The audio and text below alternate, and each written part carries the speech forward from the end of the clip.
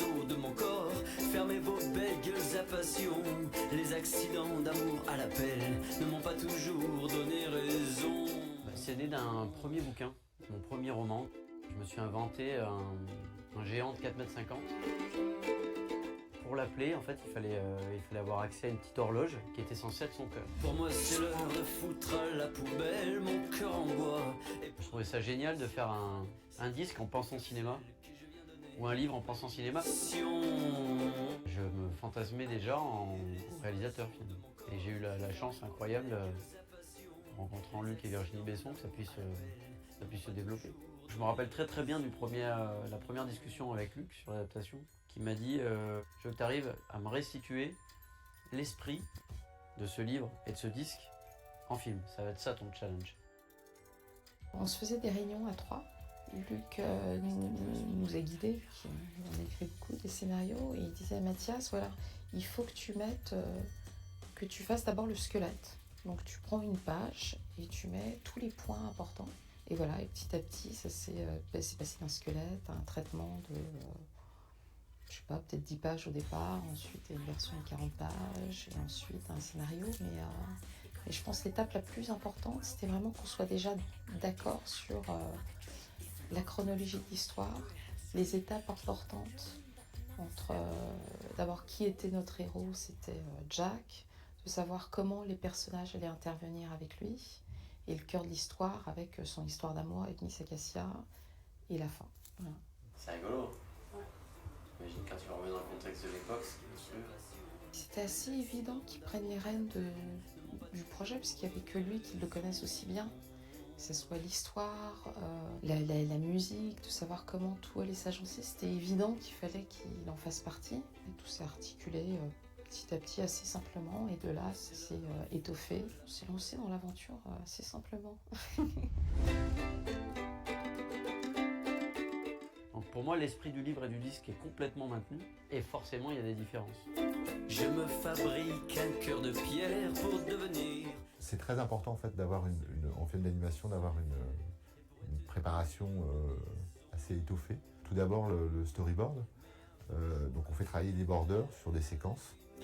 À la con, fouiller les souvenirs et les rêves dans la... Le storyboard, on l'a fait ensemble. À chaque fois, ce qui se passait, c'est que moi, je réfléchissais de mon côté, en fait, à la manière de découper une scène, de la raconter. Ensuite, on se voyait avec Mathias.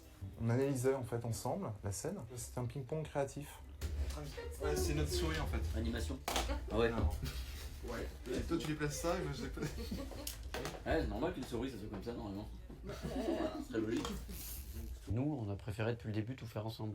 On n'a pas fait une choralisation pour faire bon, toi tu vas faire ça, moi je vais faire ça, et chacun son coin. Alors, c'était vraiment une équipe qui fait la même chose et qui se concerte et qui avance. Tais-toi mon cœur, tais-toi mon cœur. En parallèle, on fait tout ce qui est le design. On fait ce qu'on appelle des turns, des faces. On dessine le personnage en 2D, en face, en profil, pour en fait permettre, c'est des dessins préparatoires pour une aide à la modélisation au moment où on va rentrer en fabrication. J'ai les fissures dans mes chaussures, c'est d'un coup sûr. Même si ce film n'est pas justement un film de mouvement de caméra, de poursuite de voiture et de blagues avec des trucs qui explosent et tout ça, le défi technique était quand même très important. Il ne se souviendra pas de toi. D'ailleurs, c'est Pour retrouver le rendu qu'on cherchait, on a vraiment dû travailler avec des artistes et des artisans au joli sens du terme. mon cœur. On s'est dit qu'aujourd'hui, avec la technologie de nos jours, même en 3D, on arriverait à reproduire assez facilement ce qu'on voulait. Comme on parlait d'émotions, même si c'était des poupées en porcelaine, il fallait qu'on puisse vivre avec eux toutes leurs émotions. Et je pense que toutes les émotions passent par les yeux. Donc c'était le seul point qu'on voulait le plus réaliste possible. En animation, les moyens sont un peu illimités, on va dire, de matérialiser soit un effet, soit une course par exemple. Donc il faut alimenter et donner beaucoup de références aux équipes. Donc il y a toute une période, on va dire, de lecture et de brief pour que les animateurs adhèrent et rentrent dans l'esthétique souhaitée des réalisateurs. Je me demande si c'était pas un peu abusé, en fait. par rapport à ça en fait. Tout a été, je dirais, présenté, validé ou pas. Il n'y a rien qui est laissé, on va dire, au hasard, quoi. Sur le coup, j'ai eu un doute en fait. J'ai presque cru que c'était du cuir encore. En fait. Je pense qu'il faut que ça fasse plus de bois encore. Je peux que être ému et reconnaissant de leur travail. C'était un rêve. C'est le moment du poignet. C'est le moment du poignet qui